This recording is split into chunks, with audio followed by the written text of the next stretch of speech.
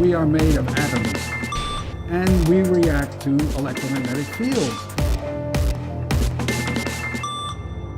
It takes roughly 15 to 20 years for tumors to develop. Cell phones are shortening that to 10 years. You cannot reverse it, you cannot heal it, and brain tumors are very difficult to treat. So we need to look at prevention, and prevention is not to be exposed. I was diagnosed with breast cancer, and they found 5 tumors pretty much in the footprint of where the phone used to sit. We know for sure that there is a direct link between cell phones and breast cancer. So the reality is all these young girls that are sticking the cell phone in their bra are doing it without any safety information whatsoever. Every cell of the fetus is getting information from the environment, from the mother. And it's not just their fetus that is super vulnerable. A pregnant woman is more vulnerable than another woman because your immune system is suppressed while you're pregnant. Autism develops due to changes and due to influences in what's called the perinatal period. We see de novo mutations, which is mutations that the babies have that the parents don't have, and that can be caused from genetic damage. What we are witnessing is a real epidemiological change.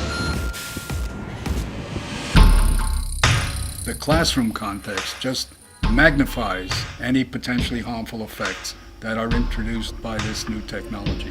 We focus on the router that is on the ceiling, but we're forgetting to think about all of these 25 additive energy producers in the room. Far exceeds the amount of energy being produced by that single wireless router that's on the ceiling. We've got an analogy of a classroom being the inside of a microwave oven. I would predict that the cancer you're going to see elevated in children is going to be leukemia. We would never mandate spraying a DDT in classrooms, children to ingest lead, and yet we're talking about 2B carcinogens. The district has set a threshold of acceptable exposure at 10,000 times lower than the current FCC standards. 25 years ago, when the FCC standards were adopted for thermal effects, we didn't have all of these wireless devices.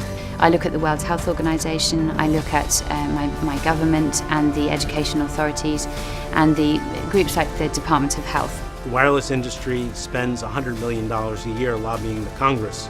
They have very good access to the FCC, so it's really hard to go up against the economic and political power of this industry, even when you have the facts on your side. It's very hard to find truly unpolluted advice. I think zapped is a great word to describe what happens to the human body. You know, you may not hear it, feel it, smell it overtly, but your body does.